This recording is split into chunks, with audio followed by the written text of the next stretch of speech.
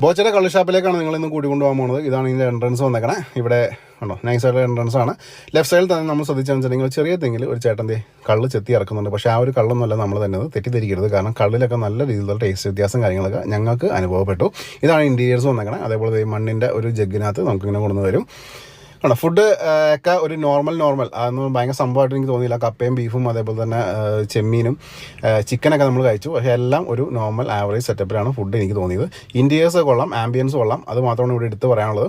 അതേപോലെ തന്നെ ചെറിയൊരു വാക്കുണ്ട്. ഇതിൽ കൂടെ നമുക്ക് പോകണമെങ്കിൽ ഇവിടെ നടന്നു പോകാം. അതേപോലെ തന്നെ ലെഫ്റ്റ് സൈഡിൽ റൈറ്റ് സൈഡിലൊക്കെ വെള്ളമാണ് കെട്ടിയിട്ട് നിർത്തിയിട്ടുണ്ട്. ഇവിടെ നമുക്ക് ചൂണ്ടയും കാര്യങ്ങളൊക്കെ ഇടാം. റൈറ്റ് സൈഡിൽ ഫാമിലിക്ക് ഇരിക്കാനുള്ള ക്യാബിൻ തിരിച്ചിട്ടുണ്ട്. വിത്ത് പിള്ളേർക്ക് കളിക്കാനുള്ള ഊഞ്ഞാലും കാര്യങ്ങളൊക്കെ നമുക്കിവിടെ കാണാം.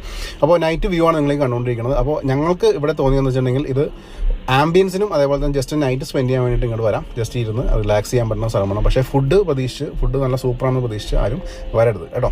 കള്ളായാലും ഓക്കെയാണ്. ഇഷ്ടപ്പെട്ട ലൈക്ക് അടിച്ചേക്കാം, ഫോളോ ചെയ്തേക്കാം. താങ്ക്